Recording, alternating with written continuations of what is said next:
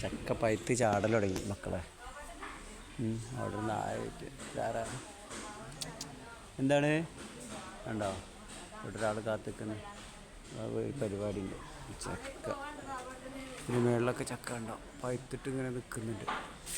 ഒത്തിരി ഞങ്ങളുടെ റൂമിൻ്റെ ഭാഗമാണ് ഞങ്ങളുടെ റൂം ഡോറ്.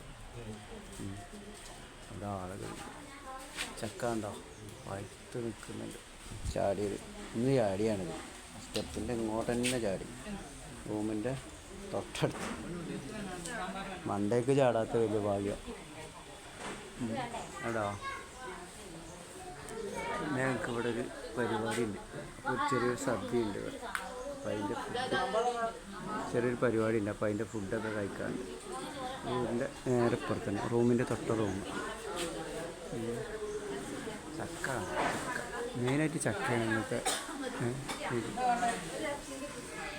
ഈ നല്ല സദ്യയുണ്ട്, നല്ല ബ്രോയിലർ ചിക്കൻ ബിരിയാണി ഉണ്ട്. കാണിച്ചു തരാം. ആളെ കാണുന്നുണ്ട്. ബിരിയാണി ഉണ്ടോ നല്ല ചിക്കൻ ബിരിയാണി. ഇപ്പുറത്ത് സദ്യ ഇങ്ങനെ ഇറക്കിക്കൊണ്ടിരിക്കുന്നു. ഓക്കെ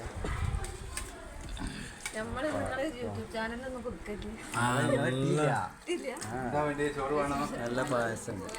ഓക്കെ പായസം കുടിക്കൂല.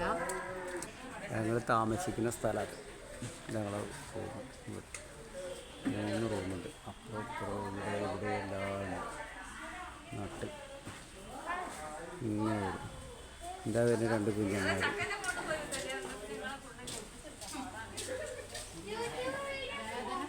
ഈ എവിടേനു ഒരായി അറിയ ചെക്ക ഞങ്ങളെ റൂമിൻ്റെ തൊട്ടടുത്തുള്ള കുഞ്ഞനാണ്.